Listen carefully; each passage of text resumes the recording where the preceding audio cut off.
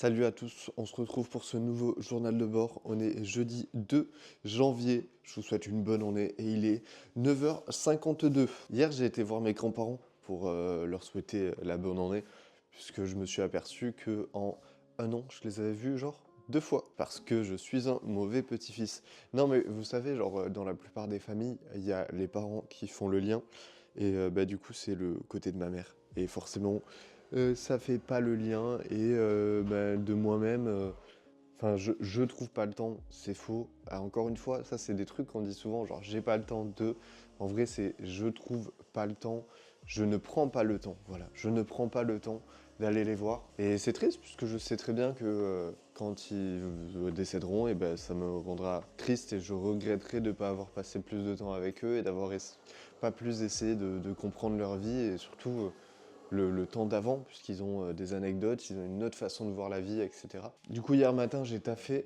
Et hier après-midi, j'ai été les voir. Et c'est ça le plaisir de la liberté. Et j'adore débattre. Et du coup, je me suis embrouillé avec leur voisine.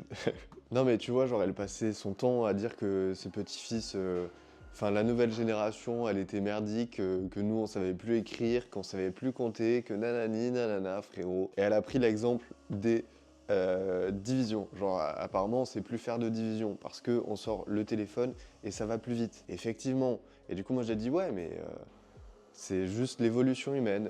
L'être humain, il avance et il sait plus faire du feu, j'en sais rien. Moi, genre, il y a des trucs qui l'oublient de faire parce que c'est plus simple puisqu'on a trouvé une solution, tout simplement. Regardez, exemple, est-ce que vous savez parler anglais? Notre génération à nous, elle sait parler anglais puisque c'est plus utile de parler anglais que de faire des putains de divisions de tête. Et puis genre à la fin du repas aussi, elle dit ouais, je veux pas faire un conflit générationnel, mais moi genre j'ai demandé au bout d'un moment de savoir d'où je venais, genre j'ai fait mon arbre généalogique, je suis remonté jusqu'à 1500 machin chouette. Et elle me dit moi les jeunes ils s'intéressent pas à ça. Et du coup moi je lui réponds puisque c'est généralement un truc quand on commence à être à la retraite, c'est un truc de retraité de faire l'arbre généalogique. Ma grand-mère du côté de ma belle-mère a fait son arbre généalogique à 60 piges. Je me suis dit, je sens peut-être un truc, là, je vais pouvoir la baiser. Et du coup, je lui dis, bah, à quel âge avez-vous fait votre arbre généalogique? Et du coup, elle réfléchit un peu, elle me dit, ah, je l'ai dû le faire à 60 ans. Là, je fais, bingo, vos enfants et vos petits-enfants, ils ont quel âge? Pas 60 ans, on est d'accord. Laissez-leur un peu de temps et soyez gentils avec eux, sinon ils viendront pas vous voir et pas vous parler. Putain, je trouve ça dingue. Genre, il n'y a pas une génération meilleure qu'une autre. C'est juste des générations différentes et faut arrêter de vouloir créer des conflits générationnels. On est tous unis, on est tous des putains d'êtres humains et on a tous à apprendre l'un envers l'autre. Et je sais pas, genre moi je serais âgé, je serais trop curieux de tout, tu vois, genre du monde qui évolue et je chercherais un petit peu à pas être à la page, mais en tout cas à ne pas critiquer parce que quand j'étais jeune, j'étais aussi un con. On a tous été des cons. Et aussi à Noël, je suis parti du coup à Austin, enfin bref, je suis parti à la campagne et tout. Et du coup, j'ai taffé moi le matin, mais genre juste mettre les annonces. Et ensuite, je touchais plus mon téléphone. Et du coup, genre, j'ai genre 2 heures de temps d'écran. Ce qui est pas mal dans notre monde à nous. Et ça m'a permis de lire, puisque ma belle-mère m'a offert un nouveau livre, j'en parlerai peut-être plus tard. Mais retour à la maison, je suis dégoûté puisque j'arrive plus à prendre le temps de me poser et de lire parce que j'ai mes habitudes de y a l'ordi pas loin, à côté de ma chambre et tout. Du coup, c'est chiant. Et puis même, je trouve, enfin, je prends pas le temps. Et ça m'embête, puisque du coup, j'ai les capacités. Genre, à l'époque, je croyais que j'avais pas les capacités de lire, puisque je suis dyslexique. Et genre, maintenant, je sais que j'ai les capacités et que c'est juste un travail à faire sur moi de prendre un temps et de dédier un temps à la lecture et que ton cerveau soit consacré à celle-ci. Genre quand t'es à la campagne et t'as rien, tu vois. Genre j'avais rien, j'avais même pas une paire d'AirPods pour écouter de la musique. Genre forcément tu peux que lire, tu vois. Et j'ai adoré ça. Et je suis un peu dégoûté de m'apercevoir que je le perds et que j'arrive pas à prendre le temps. Du coup ça serait quelque chose à améliorer. Ah oui, tout ça pour dire, je suis parti avec notamment, il y avait ma mif, il y avait mes grands-parents, il y avait mon oncle et ma tante, il y avait mon cousin. Et du coup, on était dans l'Aubrac. Et dans l'Aubrac, il y a des petites maisons en pierre. Et c'est très reculé. Pour vous dire, c'est le chemin de Saint-Jacques-de-Compostelle. Voilà, on était à côté de Conques et tout. Et du coup, moi, je dis à mon grand-père, mais punaise, genre à l'époque, il n'y avait pas Il y avait pas, enfin pas tout le monde avait les moyens pour avoir une voiture. Ça veut dire que les gens qui habitaient là au milieu des montagnes, genre, enfin ils devaient faire ça à pied ou en vélo ou à cheval, ça devait être super long. Genre ils étaient vraiment reculés. Et là il m'a expliqué que à l'époque, genre, ben, les gens étaient beaucoup plus soudés parce que justement, genre pour gagner du temps, et ben genre ils s'aidaient pour ben, monter les chevals et tout. Genre tu sais pour attacher à la calèche, etc. Genre ça prenait peut-être une demi-journée et du coup ils s'aidaient pour que ça prenne 2 heures. Parce que forcément une demi-journée plus la route, la nuit tombait vite et du coup il me disait qu'il y avait beaucoup plus d'entraide dans ce genre de village et que avec l'arrivée de la voiture par exemple, et ben ça a permis que l'être humain se débrouille tout seul et c'est pour ça qu'on est beaucoup plus enfermé, c'est pour ça que la jeunesse d'ailleurs il y a beaucoup moins de rapports sexuels, tout ça quoi. Et c'est là que je dis genre c'est important de pas créer de conflit générationnel et de dire ouais cette génération est mieux qu'une autre, nanani nanana. Non, juste venez on essaye de se comprendre tous ensemble. Je vais vous montrer vite fait le garage, à quoi il ressemble là. Alors du coup, ces deux-là, c'est des retours. Je crois qu'il y en a pour quasiment 2000 €. Et j'ai réussi à les retourner. J'ai un peu forcé, j'avoue, bah, ça a duré quasiment un mois en vrai. Et à la fin, j'ai été obligé de les menacer de porter plainte, etc. Et en fait, ils voulaient que je fasse un legit check. Sauf que vu qu'il y a pas, il manque les étiquettes. L'application de legit check, vous voulez pas me le legit check par manque d'informations. Et du coup, forcément, au bout d'un moment, il faut arrêter de me faire tourner en rond. Et je les ai menacés pour non-respect des 15 jours de rétractation et vente de contrefaçon sur le sol français. Et au bout d'un moment, du coup, ils m'ont fait le remboursement. Ça a duré un mois. Ça, là, c'est des colis grossistes qu'il faut que je traite. Il y a à peu près 160 pièces. Et ça, du coup, c'est une box que j'ai préparée. Une box à 50 balles. Hein. Et je crois que j'ai mis 30 pièces. Hein. Parce que du coup je vais déménager dans pas longtemps, j'en ai pas parlé mais j'espère que ça se fera. J'ai été visiter un appart et du coup j'ai fait une giga box vraiment où j'ai mis énormément de trucs. Il y a des trucs cool, il y a des trucs un peu moins cool, je l'avoue. Mais du coup chemise Ralph, un teddy en nylon, un autre teddy en nylon brodé, un teddy en nylon, une chemise Lacoste, manche longue, une chemise Lacoste, manche longue, une chemise manche courte. Et là, du coup, pareil, c'est plein. Ça, c'est Erima, tu vois. Ben, c'est ce que je te dis que Erima n'a pas trop de valeur sur le marché, par exemple. J'ai réussi à en vous vendre un petit peu, mais je veux dire, c'est pas non plus la folie, tu vois. C'est ce genre de truc où je te dis, bah, je vais me débarrasser. Tac. Là, t'as un Puma. Hop. Là, t'as un truc brodé. Celui-là, il est beau, le dos. Il est beau. Je vais pas le déplier, j'avoue, j'ai un peu la flemme. Tac, un autre Adidas, un Nike, un sac Reebok vintage, une veste Adidas. Voilà, bref, une veste Adidas là. Là, il y a une doudoune Adidas, une doudoune fine, tu sais, une puffer machin, un peu comme les Jots. Là, c'est un truc Puma. Ah, et là, des sweats style ethnique. Genre, ça, c'est un cardigan et ça, c'est un pull. Hop, voilà. Mais en tout cas, voilà. Et je pense que je vais lui mettre un jean Levi's ou un jean Wangers. En plus, ça doit faire à peu près, attends, je pense 30 pièces. Il l'a payé 50 €. Donc ça lui fait des prix brocantes en vrai. Et moi, ouais, ça me permet du coup de me débarrasser, de récupérer de la place. Et c'est surtout que je vais sûrement déménager. Et si je peux m'économiser important de déménagement, ça serait cool. Mon daron s'appelait Otto, il n'aimait pas les poutos. Ensuite, ce mois-ci, j'ai déclaré 8900 € à l'URSSAF. Du coup, j'ai payé 500 balles, 550 exactement. Et je me rends compte que à partir de dans 2 mois, je vais payer du coup le double. Je vais payer 1100 et ça va commencer à piquer genre. Du coup, j'ai fait un mois un tout petit peu plus petit que le mois de novembre. En novembre, j'avais fait 8000 € et là, j'ai fait 7700. Et ensuite, après, j'ai déclaré le site, mais le site, j'ai déclaré de juin à là. Enfin, je fais des cycles de 6 mois. Je le fais pas tous les mois. Et par contre, j'ai fait un tout petit peu moins de chiffre d'affaires, mais j'ai à peu près le même bénéfice. Le mois dernier, du coup, j'avais fait 4005 pour 8000. Et là, genre, je suis à 4077, un truc comme ça, pour 7700. Du coup, c'est quasiment pareil à une cinquantaine d'euros près. Du coup, voilà, c'est assez intéressant.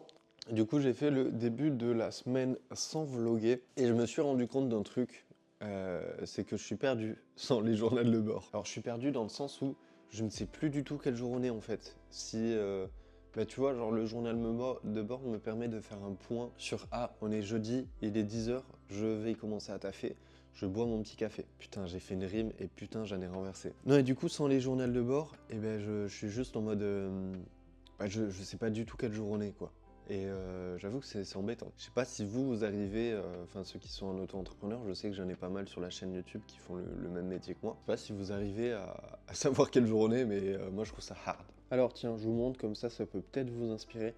Sur cette pièce, j'ai fait une couture, enfin une technique japonaise qui s'appelle le sashiko. Je te montre, tac, comme ça. Et là, c'est assez simple, tu vois, j'ai fait juste le tour parce que déjà, rien que ça m'a pris genre 1 heure. T'oublie pas de rabattre les côtés de ton tissu.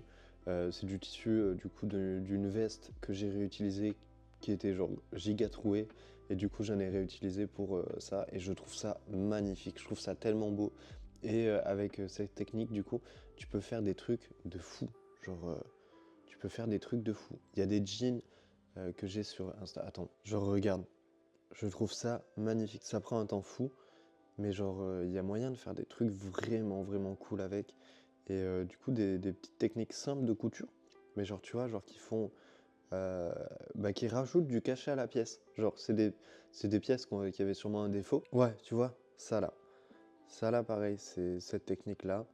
Et du coup, c'est super solide quand tu fais des croix comme ça. C'est super long aussi. Genre, je pense t'en as facile pour 4 heures pour faire toute la pièce comme ça, tac, tac, tac, tac, tac, tac. Mais je trouve ça sublime, je trouve ça trop cool. Et faites ce genre de truc pour du coup pas perdre la valeur de vos vêtements.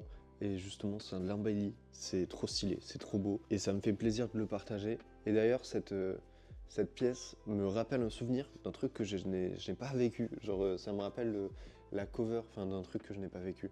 Ça me rappelle la cover de Jean Jass, de son dernier album. Genre quand je la vois, cette combinaison, je suis en mode, ça me rappelle Jean Jass. Et du coup, ça me rappelle une époque que je n'ai pas connue, puisque la photo doit être de 90 de sa cover. Voilà, ça me fait penser à cette cover. Ce qui en soi n'a rien à voir, mais je sais pas, ça me rappelle la nostalgie de cette époque. Je m'imagine à cette époque quand je vois cette pièce. C'est une pièce genre de 80, enfin bref. J'adore le vêtement en vrai et juste je souhaitais partager cette technique de couture et la nostalgie que m'évoque cette pièce et je vous invite à faire de même si vous le souhaitez. Voilà, ne jetez pas vos vêtements, réparez-les et ça porte ça en balle. Dans cette société où on consomme de plus en plus, c'est important de faire ces petits gestes. Sur ce, moi je vais au boulot, je vous souhaite une bonne journée, peut-être on se recapte un peu plus tard dans la journée, je n'en sais rien. Et au fait, on a goûté les œufs de 100 ans avec la MIF, c'est immonde, c'est pas bon du tout. Bon, nous sommes vendredi 3 janvier, il est 14h12. J'ai fait mon petit taf de la matinée, etc. Tout va bien. J'ai des problèmes de motivation en ce moment, j'arrive pas trop à me motiver, mais une fois, en fait, c'est juste pour aller au travail, quoi. Pour aller au travail. J'ai un peu la flemme le matin, mais ça, c'est un peu tout le temps. Comment faire pour pallier à ça? Tout simplement trouver des objectifs. Et c'est vrai qu'en ce moment, je sais pas en termes d'objectifs quoi faire. Dans le sens où les objectifs financiers ne m'excitent pas forcément. Et après, tu vois, genre les objectifs que j'ai finaux, en fait, ils sont pour dans longtemps. Et genre l'entre-deux de qu'est-ce que j'ai envie de faire cette année, il faudrait que je m'y pose dessus parce que j'en sais trop rien, tu vois, je sais pas trop. J'aimerais bien faire un mois à plus de 10K. Ensuite, bah, si l'appartement, etc. D'ailleurs, hier, j'ai envoyé mon RIB, etc. pour des pièces manquantes de mon dossier. Du coup, ça a l'air sur la bonne voie, on va pas trop s'avancer. Bref, je voulais, si on se retrouve ici sur des cartons, je voulais parler justement de faire tourner son stock. Pourquoi faire tourner ton stock, comment le faire tourner. Et pour ça, je vais pas prendre le cas de nous dans les vêtements, je vais prendre le cas d'une grande entreprise comme Tolins, ou après je peux citer Audi si vous voulez, si vous... Comme ça, en fait, il faut s'inspirer des plus grands, tout simplement, et il faut prendre exemple sur les plus grands. Et pour que vous compreniez aussi pourquoi bah, la boxe, par exemple, mon père, il comprend pas pourquoi je fais ça. Il est en mode, putain, mais t'as mis des vestes Levi's, j'ai mis 2 vestes Levi's que j'ai payé 17 balles chez des grossistes. Et il me dit, tu fous ça dans des box où ils payent 3 balles pièce. Bref, reprenons le cas d'une grande entreprise. Une grande entreprise, elle fait quoi? Par exemple, Tolins, puisque j'en discutais avec une dame qui travaille à Tolins. Tolins, magasin de peinture. En ce moment, à la mode, c'est, j'en sais rien, le gris. Le gris pour refaire sa cuisine. Tout le monde fait du gris, nanani, nanana, ça marche. Et il s'aperçoit que à Albi, ça marche beaucoup moins qu'à Toulouse. Du coup, admettons, quand ils en commandent 10, ils en vendent que 8, alors que à Toulouse, ils en commandent 20 et ils en vendent les 20, genre ils partent dans la journée. Ce qu'ils vont faire du coup, c'est que les 2 produits qui ne se sont pas vendus, sur les 8 qu'ils ont vendus, ils vont faire quoi? Soit ils vont faire des promos dessus et les vendre moins cher, soit ils vont les envoyer à quelqu'un d'autre à Toulouse, puisqu'à Toulouse ça part bien. Je sais pas si c'est très clair en gros, mais à Tolins par exemple, ils considèrent que le stock mort c'est moins de 6 mois, tu vois. Et en fait, pourquoi ton stock te coûte très cher si jamais en fait tu le fais pas soit tourner en le vendant à quelqu'un d'autre en gros, soit avec des applications telles que Why Not, soit en diminuant ton prix et en faisant moins de marge, ce qu'on pourrait appeler des promotions. Sauf que ça, les grandes entreprises, elles ont pas le droit de vendre à perte, tandis que nous en micro on s'en bat les couilles. Bref, c'est parce que imagine une petite chariote. Dans cette chariote, tu as 100 unités. Tu peux mettre 100 unités, tu peux mettre 100 vêtements, 100 boîtes de conserve, 100 ce que tu veux. Bon, du coup, je pars du principe que le but d'un entrepreneur, c'est faire des tests. Si on prend le parallèle du salariat, encore une fois, vous faites ce que vous voulez, je suis pas là pour vous influencer à vous mettre à vendre côte ou vous influencer à être dans le salariat, mais un salarié, il doit faire quoi? On lui dit, tu as ça à faire, faire de la mise en rayon, tu fais la mise en rayon. Un entrepreneur, c'est assez différent parce que il doit trouver, tu vois. Et pour trouver, il faut faire des tests. C'est un peu comme quand tu sors de l'adolescence ou quand tu es à l'adolescence et que tu cherches par exemple un sport à faire, et ben tu vas en tester potentiellement plein. Ah, et j'ai oublié de dire aussi pourquoi en tester très souvent et en tester quasiment tout le temps. En fait, chaque mois, je teste des nouveaux produits. C'est parce que on est dans une société qui évolue vite et les modes changent très vite. Et c'est aussi que c'est dangereux en fait de se nicher dans un seul produit, de faire qu'un seul style. Et aussi je pars du principe que du coup si je me niche sur uniquement, on va reprendre l'exemple des chemises Ralph Lauren. Imaginons moi je veux faire que des chemises et du coup je fais Ralph Lauren et Lacoste et Chaps pour que j'ai 3 gamme de prix élevée, gamme de prix moyen, gamme de prix basse avec Chaps. En soi, c'est pas négatif d'avoir ce genre de compte, même au contraire, c'est une très belle sélection. C'est juste que tu te fermes à beaucoup de clients potentiels et d'achats en gros, de ventes additionnelles. Exemple, admettons du coup, tu décides de faire en plus de ton offre des 3 chemises que j'ai citées auparavant, des pantalons Ralph Lauren. Voilà, tu le trouves à 5 euros pièce à peu près chez des grossistes, à les 10 balles pièce max, et tu le revends une vingtaine d'euros. Et ben en fait, si tu fais pas ce test-là d'aller chercher autre chose que des hauts, et ben tu sauras pas d'un si ça marche, et de deux, tu te prives de beaucoup de clients qui auraient potentiellement fait une tenue chez toi en mode bas Ralph Lauren avec une chemise Lacoste, enfin on s'en branle de la marque. Je dis des marques et des produits, mais en soi tu mets ce que tu veux. Enfin c'est pas important. C'est juste pour te dire un petit peu ma vision du business tout simplement et comment je vois les choses et pourquoi je fais des tests tout le temps et pourquoi c'est important pour moi. Et c'est aussi en vrai que sinon je trouve ça ennuyeux et ça m'amuse de découvrir tout le temps des nouveaux produits.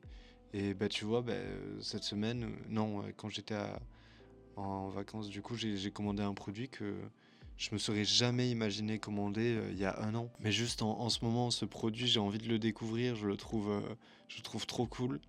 Je le commande. Je fais genre qu'il y a beaucoup de réflexions, mais en vrai, je m'en bats les couilles. Je fais ce que j'aime avant tout. Je vous laisse avec le Robin. Pour trouver ce que t'aimes, dans quoi t'es bon, et là, dans le cadre d'un shop, est-ce que c'est dans ta DA? Et surtout, est-ce que tu apprécies le faire? Est-ce que ça se vend aussi? Ça aussi, c'est un critère très important. Et du coup, quand tu as un truc qui, par exemple, des chemises Ralph, c'est vraiment, je pense, tout le monde peut arriver à en vendre. Et moi, si j'en fais rentrer, je les vends pas. Voilà, parce que j'ai pas le compte qui est pour les chemises Ralph, tout simplement. Et du coup, plutôt que de garder mes 4 chemises Ralph, et de les avoir là en stock. Et du coup, sur mes 100 unités, j'en ai 2 qui me servent à rien, puisque c'est des articles que je vends pas, qui sont là depuis 6 mois, 1 an. Et ben autant les vendre, tant pis, pas cher. Hop, comme ça je libère 2 slots, et ces 2 slots, je peux le faire soit pour un nouveau test, soit pour un article que je vais vendre. C'est-à-dire la chemise Ralph, admettons, je l'ai payé, j'en sais rien, je vais dire n'importe quoi, 10 euros, comme ça c'est un chiffre rond. Mais en fait, c'est 8 euros, je pourrais peut-être acheter un article que je sais qui fonctionne pour moi et que je vais revendre 16 euros. Et du coup, plutôt que de laisser 10 euros pendant 1 an, ben, je préfère transformer ben, les 8 euros en 16 euros. Les grandes entreprises, elles font ça, mais elles ne revendent pas forcément, elles envoient à d'autres magasins. J'en sais rien. Le RS4 Greenardo. Il y a eu le hit de SCH qui est sorti. Boum, explosion des ventes à Marseille. Et ben Toulouse, et ben, ils ont envoyé le RS4 Greenardo à Marseille, tu vois. Voilà, j'essaye d'appliquer la même métaphore avec ben, les sapes. Et du coup, c'est pour ça que je fais des box où je suis absolument perdant. Ben, j'ai acheté le bordereau là ce matin. Enfin non, même pas ce matin, il y a vraiment 10 minutes. Ça m'a coûté 13 balles. Ça veut dire que le book pour 40 euros, il a ça quoi. C'est vraiment très bien. Mais moi, tu vois, ça me permet de me libérer des slots et du coup de prendre autre chose et de faire des nouveaux tests et potentiellement bah, de gagner plus d'argent indirectement. Voilà, moi j'ai la chance d'avoir une petite communauté en restant très très humble puisque je suis que dalle à l'échelle d'internet. Juste merci de me suivre ceux qui me suivent. Du coup moi j'ai pas envie de m'embêter à faire des live why not ou quoi puisque j'ai pas envie d'aller faire le clown pour vendre des sapes. Enfin je m'entends le clown mais c'est juste que moi je me vois pas présenter des trucs en live pour les vendre tout simplement. Mais en soi voilà, t'as why not qui peut te servir si t'as pas de communauté. T'as des groupes potentiellement sur Discord ou Facebook ou j'en sais rien, mais tu vois, t'as toujours une solution même si si t'as pas une communauté. Et du coup, je t'invite à potentiellement y réfléchir de qu'est-ce que tu as depuis longtemps dans ton stock et du coup qui pourrait te servir pour potentiellement avoir de la place et faire tourner ton stock et avoir un stock plus actif et moins d'articles qui dorment. Je sais pas si j'ai été très clair, ça fait 10 minutes là que ça rec. Je sais pas si vraiment j'ai été... j'ai pas, en tout cas, j'ai pas été droit au but. Mais vous connaissez, c'est pas comme si j'écrivais les vidéos ou quoi. C'est les journaux de bord, mon rêve. Voilà, à part ça, comme je disais un tout petit peu plus tôt, je sais pas dans quelle direction aller pour 2025. En même temps, j'ai pas la pression. En fait, moi j'aimerais bien. Là, j'ai eu. Bah vas-y, venez, je vous en parle. Ok, alors pour Noël, j'ai offert un aspirateur. Tu sais qui passe l'aspirateur, un robot aspirateur, tu vois, mon daron. Genre ça, c'est incroyable, tu vois. Tu le lances et ça se lance tout seul. Ferme ta gueule, mec. Et dites-vous, regarde, tu ouvres. Enfin, je sais pas si vous vous rendez compte un peu de la dinguerie. Tu ouvres une laverie. Ou moi, ce que j'aimerais bien faire, c'est ouvrir carrément, genre, tu t'enlèves les machines à laver, juste un local où il y a en fait tout pour les resellers. C'est-à-dire, tu mets Mondial Relais, tu mets Vinted Go, tu mets tous les lockers, tu vois, qui existent. Et genre, tu crées un locker center. Et je trouve ça dommage qu'il n'y ait pas ça, puisque bah, en fait, tu dois faire potentiellement 70 points relais. Et je me dis, dans des grandes villes comme Toulouse, ça serait bien. Tu le mets près du Capitole, tu vois, et tu fais un endroit avec que des lockers, ou au pire, si c'est pas légal, tu mets des laveries, tu vois, et tu mets des lockers aussi. Et genre ça là, cette merde, ce petit truc qui paraît rien, ça te fait, genre, tu mets un petit meuble, tu vois, comme ça, qui passe derrière, tac, comme as, hop, et tu le mets sur ton application, tu le mets qui tourne à partir de genre entre minuit et 1h du matin où tu sais qu'il n'y a personne, et tu mets des fermetures, des portes automatiques, tu vois, qui se ferment à minuit, 1h du matin, le temps que ton robot y passe, et genre, t'as un truc absolument automatique, c'est-à-dire tu dois juste passer genre une fois par semaine, vider le bac, puisque tu as des trucs aussi qui font serpillère comme ça, qui font genre aspirateur et serpillère, vider le bac, changer l'eau. Et genre, je sais pas si vous vous rendez compte de la dinguerie que c'est. Enfin, genre, il y a des petites surfaces, des petites entreprises qui n'auront même plus besoin de femmes de femmes de ménage. Ou je veux dire, quand je travaillais à Carrefour, tu vois, c'était moi qui allais passer la serpillière et le balai tous les soirs dans le magasin.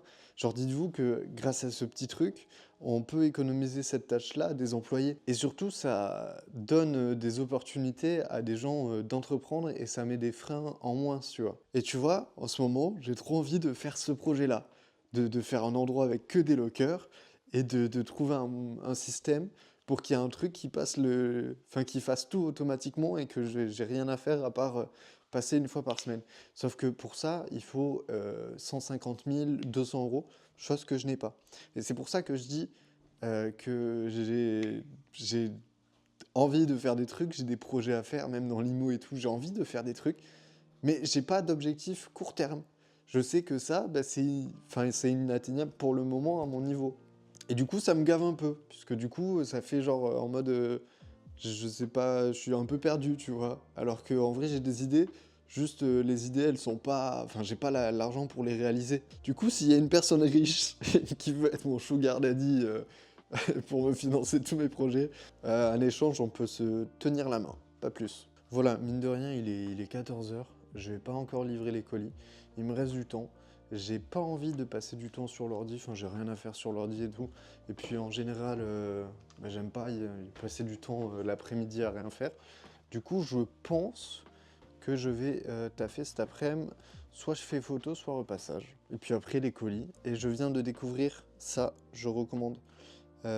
Justman qui a fait un concerto. Et franchement, il est vraiment impressionnant. En fait, ça fait du bien de voir des artistes qui font des choses tout simplement, et des choses nouvelles et des choses pour l'art, et pas des artistes qui sont complètement perdus dans leur direction artistique. Exemple Gazo, exemple Maes, exemple plein, en fait, tous les rappeurs au top en ce moment, j'ai l'impression qu'ils sont perdus.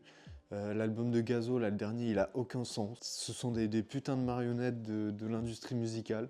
Et du coup, ça fait du bien de voir qu'il y a des artistes qui sont pas comme ça et qui se soucient de l'art et pas que de faire de la mala. Et du coup, je suis très heureux d'être tombé sur ça, produit par Arte. Et voilà, sur ce, on se dit à plus tard. Est-ce que vous voulez qu'on fasse un point chiffre? Si vous voulez, on peut. En vrai, j'ai pas fait la compta encore. Alors moi, et je crois que c'est factuel, ça vend moins. Ça va moins en ce moment. Après, du coup, j'ai pas été actif du 28 au 31. Ce qui fait 3 jours. Regardez, au niveau du montant en attente, on est à 4005 et ça fait no fake 3 mois, j'avais pas eu un montant en attente aussi bas. Du coup, factuellement, ça a descendu, mais quand je regarde les chiffres de la compta, en soi, on est à peu près sur les mêmes chiffres que les mois derniers, les mois précédents. Genre, c'est pas alarmant. Tu vois, on est le 3 et on est à 500 euros de chiffre d'affaires, sachant qu'il est 14 h. Du coup, je pense qu'on va en faire 2-3 encore. Mais j'ai quand même l'impression, bah vas-y, on va comparer directement. En décembre, j'étais à 700 euros. C'est un peu moins. Et en novembre, j'étais à... Après, c'est fin de journée, hein. 900 euros. Ah oui, non, non, c'est quand même pas mal bas hein, par rapport à... Bon, après, on n'est que le 3, hein, mais je viens de faire une autre vente. 22, ben, on rajoute 2, 74, 500. Ouais, je pense qu'il y a moyen de terminer la journée à 700. Mais j'ai l'impression que c'est quand même beaucoup moins élevé. Ensuite, moi je pense quand même que vaut mieux pas trop regarder les chiffres à chaque fois de trop près. C'est pour ça que je me dis, c'est pas inquiétant, genre même qu'il y ait 200 balles de moins. C'est juste que j'ai l'impression qu'il y a moins de commandes, etc. Et factuellement, on est à 20 et le mois dernier, on était à 25. En soi, c'est pas grave, c'est pas grave. C'est juste que du coup, j'ai l'impression, c'est peut-être le temps que je me remette dans la machine, mais j'ai l'impression de moins vendre. Mais en soi, si on regarde factuellement, en fait voilà. Pourquoi factuellement, du coup, j'ai beaucoup moins de montants en attente et j'ai un peu moins, genre, je trouve que la différence, genre, c'est fou, genre, dites-vous, je suis monté à 6008, 7000 euros en montant en attente. Et pourquoi, du coup, mon montant en attente, si c'est autant casser la gueule, alors que niveau chiffre d'affaires, en vrai, ça farte. Non, c'est assez étrange quand même. Qu'en pensez-vous? N'hésitez pas à me dire ce que vous en pensez, parce que honnêtement, je comprends pas pourquoi le montant en attente s'est cassé la gueule comme ça. Après, du coup, c'est de l'argent que j'ai récupéré, c'est bien, hein. C'est bien. Là, pour vous dire, du coup, je suis à 3006 de trésor, sachant que j'ai envie de rester à 3000 et j'ai 900, du coup 3006 plus 900, on est à 4005 de trésor et j'ai pas envie de dépasser moins que 3000. J'avoue qu'en ce moment j'ai un peu, je sais pas, ça me fait un peu peur, l'argent et tout. J'ai peur de pas m'en sortir à Toulouse alors que je sais très bien que ça va aller, que je vais m'en sortir puisque je suis débrouillard.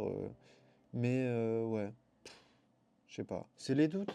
Et genre j'ai toujours une période de doute, etc. Et c'est pour ça que j'en parle parce que bah, c'est pas grave et que ça va. Je sais très bien que ça va passer, tu vois. Il faut juste faire son travail normal, trouver la motivation. Et puis de toute façon, frérot, c'est pas comme si j'avais une meuf ou quoi et que du coup j'avais des choses à faire. J'ai rien à faire de ma vie à part vendre des vêtements. Tu vois aussi dans les projets, je me dis ce serait super cool de faire tu vois, un local un peu, tu vois le bouseux, comme un local comme ça, mais de resellers où on peut tous s'entraider. Il y a aussi le château, un truc comme ça qui s'appelle comme ça, où pareil, ils réunissent plein d'entrepreneurs pour bah, travailler ensemble entre guillemets, enfin juste pour bah, moins être seul, tu vois, et pour avoir des gens qui sont dans le même milieu que toi. C'est le but de la chaîne YouTube d'ailleurs, des gens qui sont dans le même milieu que toi, et du coup vous pouvez partager des réflexions et vous entraider, etc. Et bah, j'aimerais bien, tu vois, avoir. Enfin, du coup, si je vais sur Toulouse, créer un lieu comme ça, et je sais pas combien ça peut coûter, mais tu vois, genre je loue une espèce de grand appartement. Et genre, je fais 4 bureaux où chacun, bah, du coup, peut avoir bah, son studio photo avec son stock, etc. Et tu vois, juste en bas, tu fais l'espèce de laverie que je parlais tout à l'heure. Enfin, tu vois, genre, j'ai des idées. Juste, bah, faudra les mettre en place un jour ou l'autre. Et retenez un truc. C'est une phrase que j'avais entendue dans la musique. Euh, Ta chanson, enfin ton morceau n'est pas terminé tant que t'as pas décidé que tu le terminais. Et c'est pareil pour les projets entrepreneuriaux. Genre un projet entrepreneurial s'arrête qu'au moment où tu as dit que c'était la fin, tu vois. Où tu dis stop, je ferme mon entreprise. Mais avant ça, genre, tu dois toujours avancer. Ton projet est jamais mort. T'as jamais un projet qui coule en réalité. Tu as des projets que tu décides d'arrêter, juste. Sur ce, bisou. Ça m'a fait plaisir de parler avec vous. Je sais pas quand est-ce que je ferai le montage. Sûrement ce soir, du coup, puisqu'on est vendredi. Et vous aurez aussi une vidéo mercredi, je sais pas si je l'ai dit, mais vous aurez une vidéo mercredi avec un abonné que j'ai été voir. En réalité, de tourner une vidéo, c'est lui qui me l'a proposé, et c'était juste un prétexte pour rencontrer quelqu'un qui fait, enfin en tout cas qui veut faire le même métier que moi. Et voilà, je suis toujours convaincu que l'être humain est génial et que partageons notre point de vue, et c'est comme ça qu'on avance. Et je suis très jaloux d'ailleurs d'une époque. À l'époque, genre, il y avait genre des groupes de parole. Genre, j'ai regardé Oppenheimer. Genre, tu vois, c'était soirée débat sur le communisme. Putain, j'aurais trop aimé. J'aurais trop aimé. Ça aurait été super bien. Et pour la première fois au repas de famille, pour Noël, etc., avec mes grands-parents, on a fait un truc où on disait, genre, tu sais, on s'efforçait de pas couper la parole aux gens et de laisser parler, puis de parler, de contrer des arguments, d'avouer quand on a tort. Et vraiment, genre, ça m'a fait trop du bien et comme une lucidité mentale de putain, c'est ça qu'il faut faire, c'est s'écouter et ne pas avoir d'ego sur nos opinions, sur nos idées et assumer que des fois on peut dire de la merde. Bon, du coup, l'équipe, on est samedi. Aujourd'hui, je sors le vlog, enfin, je mets le vlog en ligne. Il est 10h. Du coup, je me suis déjà avancé pour faire les annonces d'hier. Du coup, aujourd'hui, j'ai les annonces de fête. Il faut que je fasse celle de demain. Comme ça, demain, je taffe pas. C'est l'anniversaire de ma petite sœur. Enfin, bref, vous vous en battez les couilles pour le coup. J'ai réfléchi aussi pourquoi j'avais pas de motivation pour descendre en bas. En vrai, je crois que c'est très simple. C'est que en bas, c'est un garage. Il n'y a pas de chauffage. Et en fait, en bas, il fait froid de ouf. Et du coup, bah, pour faire mes photos, je dois me mettre en calbar et me mettre en débardeur. Et du coup, genre, j'ai pas envie. J'ai pas envie d'aller en bas et de me les peler. Et en fait, je crois que c'est juste ça. Genre, juste. Bah, je vais quand même au boulot à chaque fois, mais à chaque fois, je suis en mode putain, il faut que j'y aille. Parce qu'en fait, il fait juste froid. Et pareil là pour les petits entrepreneurs pseudo-millionnaires qui prennent des douches froides à 15 ans. Sachez que depuis que je suis revenu à Albi, mon eau chaude, elle dure 2 minutes, hein. Chaque douche que je prends, c'est de l'eau froide. En été, ça va, je m'en plains pas, je m'en branle. Mais en hiver là, putain, il y a des fois c'est chaud, hein. Quand l'eau elle est plus froide que l'air, frère. Et en fait, le discours de ouais, la douche froide et tout, c'est cool quand t'as le choix. C'est cool quand t'as le choix. Quand t'as pas le choix, frère, ça casse les couilles au bout d'un moment. C'est aussi pour ça qu'il me tarde de déménager.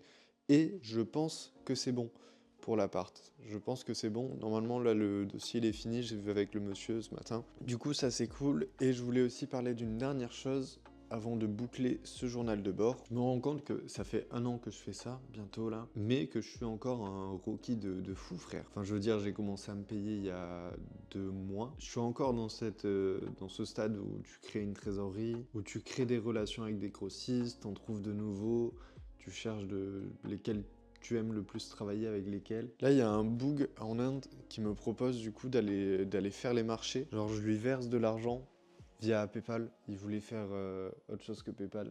J'ai dit non. Genre, il me verse de l'argent et lui, il va me faire du handpick dans les marchés en Inde. Je sais qu'en Inde, ils ont du JNCO et tout, et c'est ce qu'il me dit qu'il va prendre, mais je sais pas, ça me fait en fait, ça fait peur de verser. J'ai dit, on s'est accordé sur 700 balles pour 20 pièces. C'est absolument pas cher pour du JNCO, mais ouais, ça fait un peu peur d'envoyer de la thune et que je sais pas si je vais la récupérer. Et du coup, j'attends que les fakes que j'ai envoyés hier me soient remboursés. Comme ça, je considère que c'est de l'argent perdu, entre guillemets, et je peux essayer de faire ça et de trouver des nouvelles sources d'approvisionnement. J'ai aussi trouvé un bac de grossiste en Thaïlande.